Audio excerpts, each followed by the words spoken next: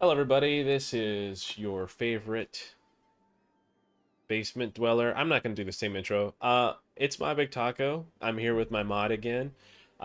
This is the vanilla balance mod that I've made for my server.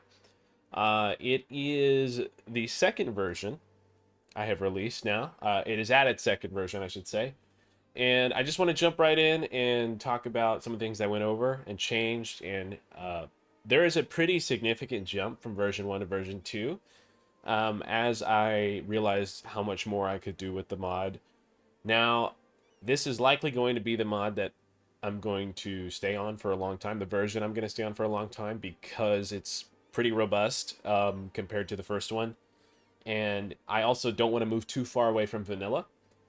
I may tweak it here and there if there's bugs and stuff like that. And to be honest, I haven't finished every aspect of it as of making this video. That mostly includes like the bug fixing and the testing and stuff like that. But most of it's done, so I'm gonna go ahead and show it off, so people will download it and they can see the changelog. So the first thing I did, well, let's start like we did last time. Let's start in the east and work our way west. First thing I did was improve Gorka even further. They now start with cores on their neighbor, so they can form Nepal quicker, and then Nepal gets more claims on this region when they form. I actually think it's just this state right here, including this state as well, and then they can start moving into Delhi. And they now have Delhi missions. And when they form Nepal, they'll have Delhi missions as well, and they can sort of just go from there. It gives them some direction. I added a center trade in their capital and changed their trade good to gems up from naval supplies. So they're better on game start. They're not as bad. Okay. Let's go ahead and move to the observer mode. I didn't touch Maywar or Timurids. I thought they were fine. I think this region is fine. I think Timurids is an okay pick in this kind of lobby, or these kinds of lobbies.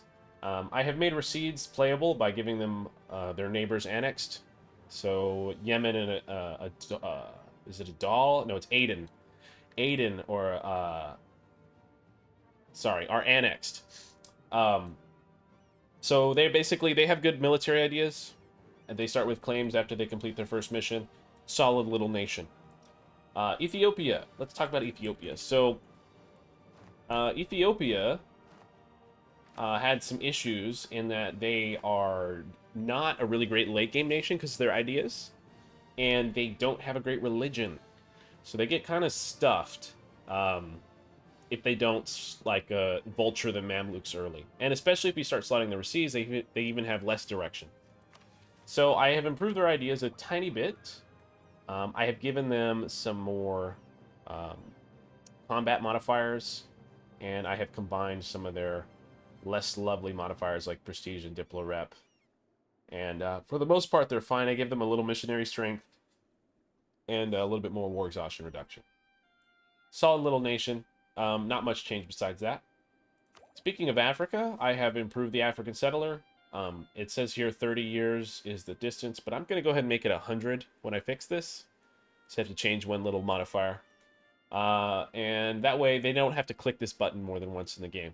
I think it's fine if they just click it once and it never shows up again.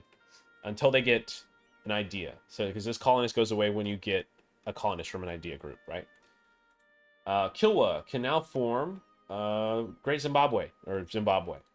They didn't have a good formable, so they kind of lacked that late game oomph that I was talking about. And let's go back to observe here. Let's actually go to Congo. Congo is the next thing I changed. Congo has this dilemma where they don't actually have a lot of space in the game. They don't have like a ton of area to conquer compared to like Songhai or Kilwa or Ethiopia. And a lot of people don't even slot this nation just because the region is so, ass, really. um, so I had considered maybe adding provinces up here and like making them like colonizable or something. But I felt that that would be one, a lot of work, and two, not exactly a direction I want to go with the mod. So what I did was I rearranged their ideas to be a little bit more useful. So now at the start, they get the dev cost. They used to get it at the end, But by the time you get your 21st idea, it's probably already 1550 at that point if you're playing in this region. And you kind of missed a lot of timings already. So I figured it would be easier if Congo actually got their dev costs sooner, so they can actually benefit from it. I slightly improved some of their other ideas as well, but for the most part, it's basically the same. So that's Congo. Songhai is the same, and we are going to talk about Tunis now. Tunis is another nation I gave some love to. So I tested the Berbers in single player to see how they felt and the direction and how strong they are and stuff like that. And I felt that Morocco was in a good place, but Tunis isn't. The reason is because Morocco is the natural nation to form Andalusia, and Tunis doesn't have a formable besides Andalusia or the Mamluks or something. That can be hard to do in multiplayer because of the nature of the nation. So I went ahead and improved the ideas to be more end game tag worthy. I wanted to really improve this nation because it is in a tough spot at the start of the game. It has terrible development. It has terrible region, terrain. It has tough rivals in the Mediterranean. It's a difficult little nation to play, and especially if you have a Songhai player breathing down your throat, it's not easy. So, I made their ideas a lot better, and a lot more applicable to every aspect of the game. I won't go over every idea, but I'll just say this. A lot of it added more mill, more income, but I did not add a dev cost to any of these. I gave them a little gov cap too, I know. So it's a kind of a mixed bag of land and naval military power with a little bit of piracy, thrown in there as well. Okay, so that's Tunis. While I'm at Tunis, I might as well talk about the other thing I added. So I have made it so every nation...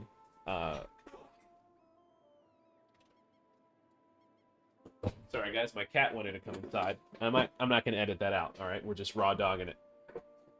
Every nation now can get the first 3 institutions via specific modifier improvements. So what I mean by that is, let's say Renaissance existed.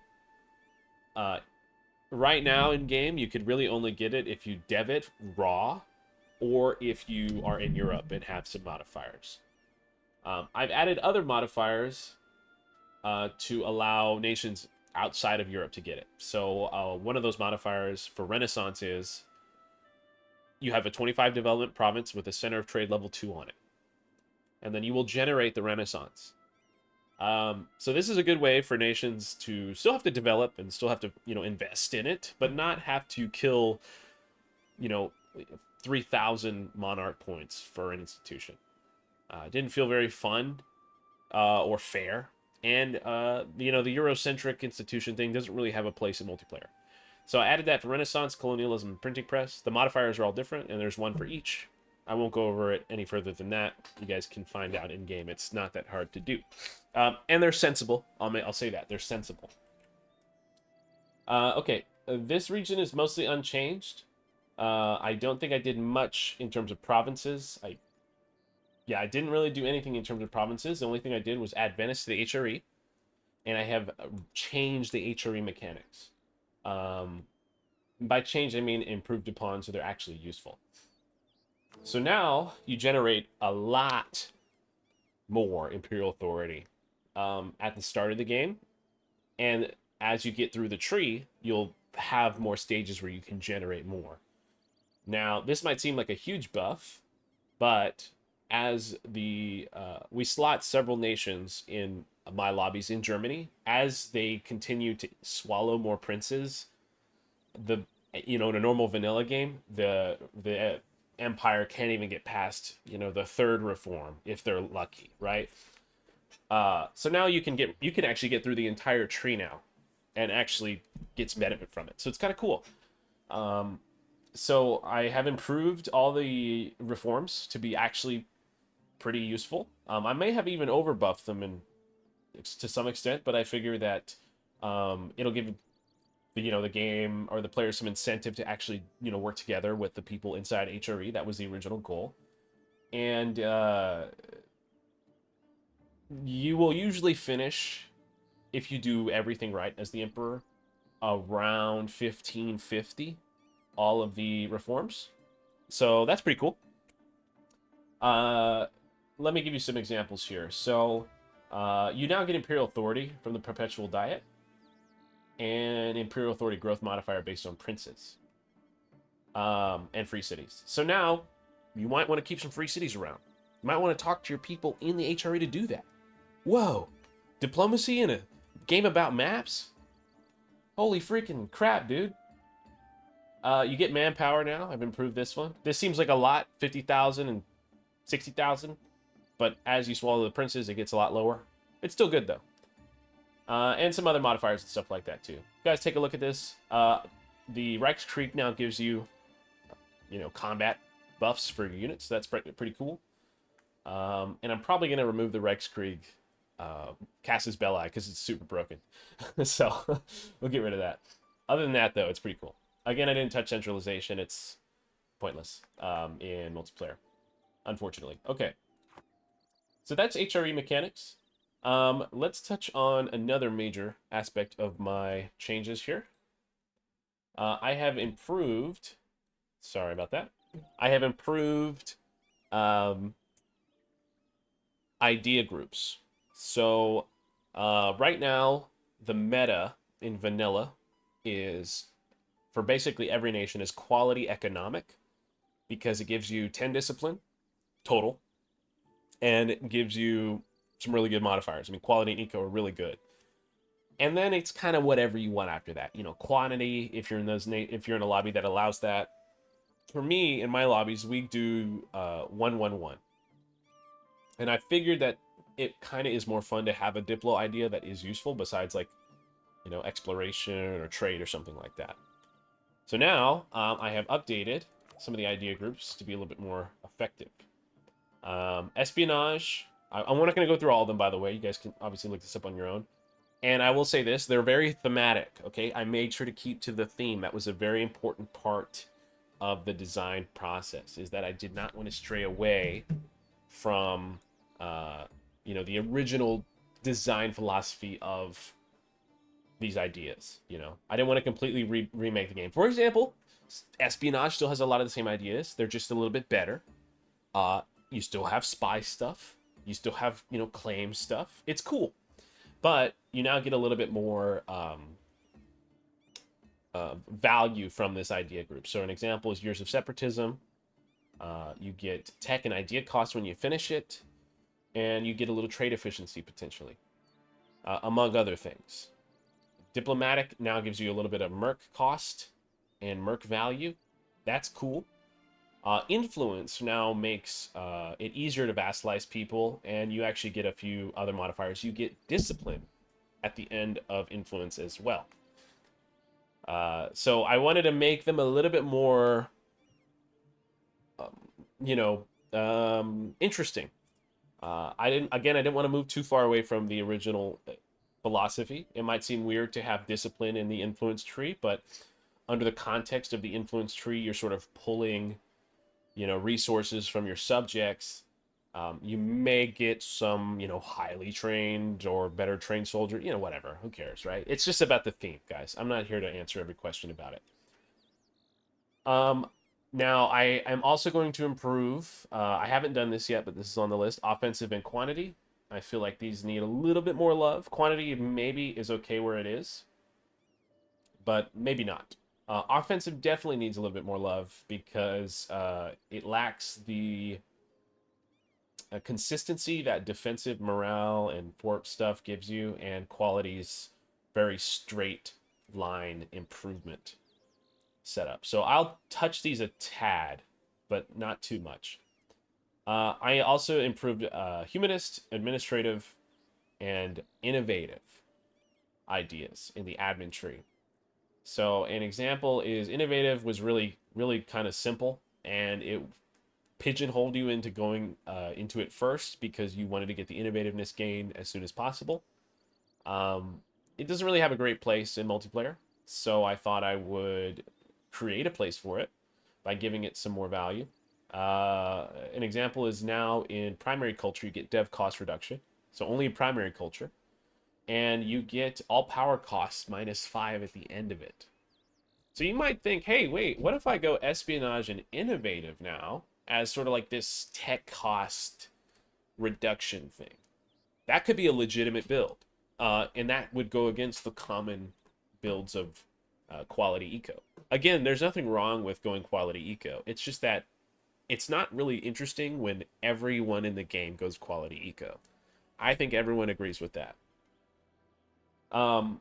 So I've improved innovativeness. I've improved administrative. You guys can read these modifiers, like I said, for yourself, but they kind of fit the theme of what I was talking about. I've even improved humanist. This one was the hardest to do, to be honest, but I thought it would be, I thought it would be interesting to at least give it a go. You know, maybe if you're playing in a region where this benefits you, you know, maybe in India this could be a useful, you know, idea group, and you can combine this with espionage now, and you get -15 years of separatism. I mean, that's crazy. Separatism is a baseline 20, so it's already nuts. So that is essentially the changes I've made for version 2. I have, oh, I did forget one little thing, one very big thing actually. Georgia, just kidding. I did forget Georgia, but they're improved now, so they start with Circassia annexed. Okay, that's it. Better. Enjoy. Right here, baby. This motherfucking crossing. Say goodbye to England players, okay? No, all this crossing does is it makes England have to play the game. Okay? England now has to play the game. So they cannot just sit here and jerk off for 90 years or so. You know, dev all their stuff, get super tall. They may have to consider building a navy and watching the crossing. So it's cool. It's not going to do a whole lot for, you know, a competent England player, I think. You know, it's mostly going to be fine, but it creates a little bit more intrigue. Also, it's way easier for England to impact the mainland. They can go into the mainland way easier. England can attack the Netherlands way quicker. They can influence the French war if they want to. I don't know. Shit like that. Diplomacy, guys. One more thing is I'm not going to be able to skip to it because it's time gated, but if you hold on to Normandy as England, you now get a little cheeky modifier. It's going to give you core cost reduction, and I believe morale is the points I gave it. We have to hold it for 20 years. So in November of 1464, it'll fire if it's owned and cored. And just Normandy. You know, you can give up Alencon, but just the Norman provinces here. Culture provinces. And yeah, then you will get a permanent modifier as England. So maybe you actually give a shit about the mainland. Or maybe you're just trying to hold on to it for 20 years and then give it to France after. I doubt he's going to be cool with that. But hey, it's your game. I mean, fuck it. You're playing England. You probably aren't going to do it at all. So the average England vanilla enjoyer is not interested in playing the game. Okay, so that is the changes I've made for version 2. This version will be a lot more playable. How did I forget? I am so sorry. Last thing. I'm trying to do an outro and I keep forgetting. Let's go to Venice real quick. Okay. Last thing. So you can now make a center trade level 4. Okay. It requires 40 development and 2,500 gold ducats. It gives you a bunch of good modifiers, but it also gives you yearly corruption and a minimum autonomy increase of 10. Obviously, if you have a World Trade Center, you're going to have foreign influence. There's going to be some difficulty centralizing a region like that. So it's kind of a cost benefit. It's not a lot of yearly corruption or a lot of autonomy overall, but you know, there should be some take for getting a massively increased trade port, which you will get a lot of benefits, by the way, for owning a tier 4. And in fact, why don't we just take a look? So let's just dev this thing to 40 real quick. Let's buy it. And so now if we read this, we get institution growth flat. We get more dev cost. We get devastation, province governing cost, and supply limit, and obviously trade power. So that's cool. All right. Now the outro goes again. Thanks for watching, guys. That's the end of the video. We did all the changes. Woohoo! Enjoy my game.